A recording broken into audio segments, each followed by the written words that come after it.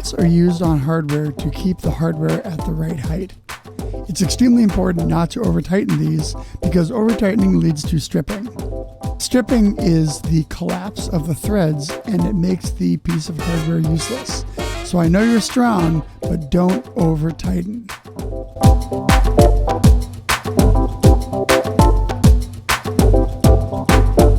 Okay, so we have our basic template set up. So now we're going to go back and we're just going to use everything in master so we can hear how it sounds.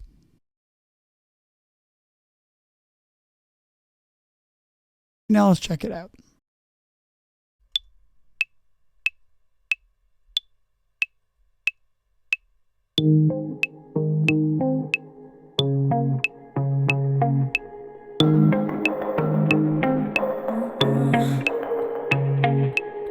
Your promise just a minute from mine.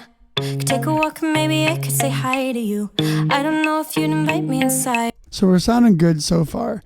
One thing you might want to do, my little rule of thumb when it comes to subdividing is if the tempo is below 100, you're going to want an eighth note click pulse. So what we'll do is we're going to go into our session and we're going to just edit this a little bit. To make this double time, we're going to do keep our macro click, add another on 1.1.3 is really the and of one. If you think of 16th notes, 1 E and a, 2 E and a. So that's 1 and 2 and we're going to make it sound like we have twice as many. So it'll be like a double time kind of click, as we call subdivided.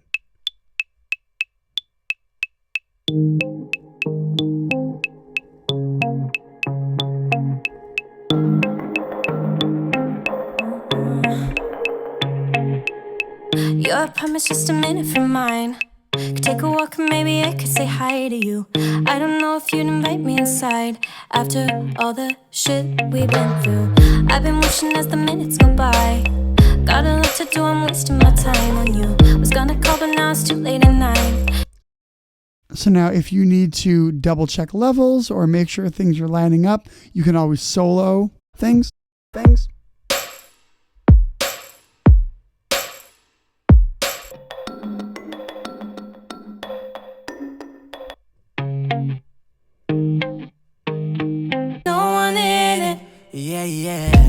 Is it Can't forget what we did in it. No. So now to make sure that your tracks are an appropriate level, kind of a baseline, is you're going to want to look at your meters right here, which you can also toggle going back to the arrangement view.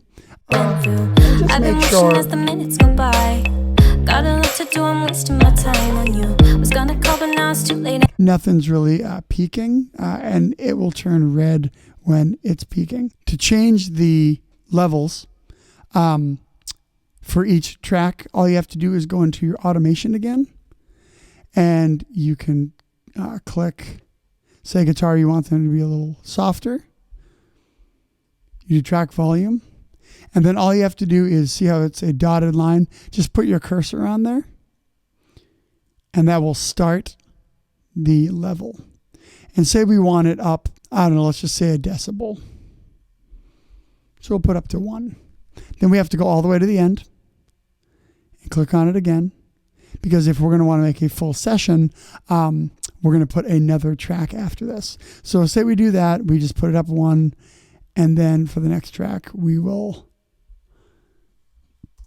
put it back down to 0. And you can do that for each individual track to balance it. So then we have one song built. Say the next song is going to be, say, at 100. All you have to do is go automate down to your master, song tempo, and you'll notice the little red dot, which means you're automating something. And then all you have to do is click at the end of this song, and then say at measure 79. We're going to add a new starting point, and we're going to say 100. If you look right up here at the tempo marking. Once we get done with this song, it's at 92. It goes up to 100. And it went gradually because there's a little slope here, but you can just make it a clean by dragging it over. And then as soon as you're done with this song at 92, it goes to 100. Okay, to put the finishing touches on this basic track so far, we have our click, we have our tracks left and right, we have our bass. We're going to add at the top really quick a MIDI track, and we're going to call this song. So this is a great little way to map out the sections. And I won't do the whole song because it takes a little while, but all you have to do is this is a blank MIDI track. And we're not going to be making any noise with it. So these little yellow lights, these mean the track is armed. We just unarm it. And all you're going to do is you're going to click on it, click on a section, and it comes up a MIDI note. We don't have to put any notes in here. And if we don't put any notes in here, then no sound comes out. But you can title the track right here. And here we're going to say intro. And then as you notice, as you drag it, it says intro. And then you just have to go through and listen to the song. And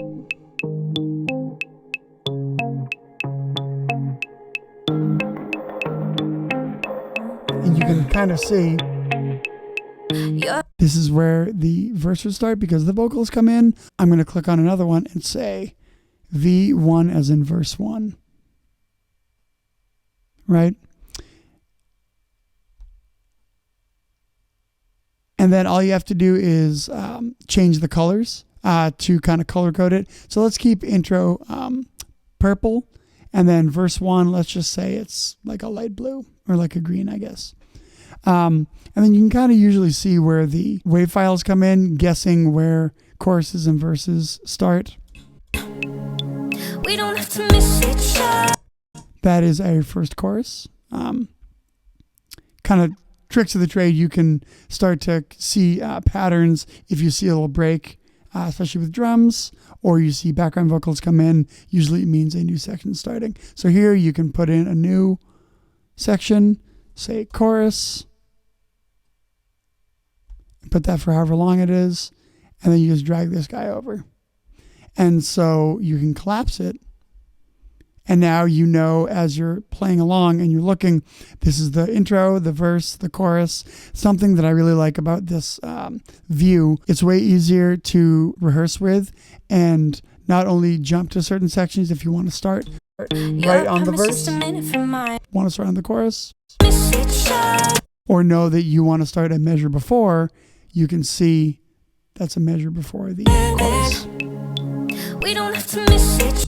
Which is kind of neat. When you use session mode, there is a lot more that goes into editing the tracks and editing the roadmap, if you will. I find it's way easier visually and to change things on the fly by doing this. So we are almost done. I have two more finishing touches I want to put on. I want to add a marker to say where the beginning of the song is. All you have to do is click where you want that marker, go up to set, and it's going to give you a little marker. Or you can go up to create and go add locator. So here we have our locator, and I'm going to do the same thing, edit, which is Command R. Or you can double click and say edit, but Command R is easier. And we can just put in miss each other. And now we know exactly where the top of that song is. And I'll show you how you can use locators in a way cooler way in my upcoming series. Last but not least, we're going to add one more audio track, and this is going to be our cues. And you can either get pre-recorded cues, and by cues I mean vocals saying verse, chorus, breakdown, intro. I like to personally record them myself. That way my bandmates need to hear my voice, which is kind of fun. So all you have to do is you go into cue. We're going to push record. You can kind of see it bouncing right now. So I'm going to give myself a 2-bar intro, or 1-bar intro, sorry. miss each other. Intro 2, 3, 4. That way when you play it back, miss each other. Intro 2, 3, 4.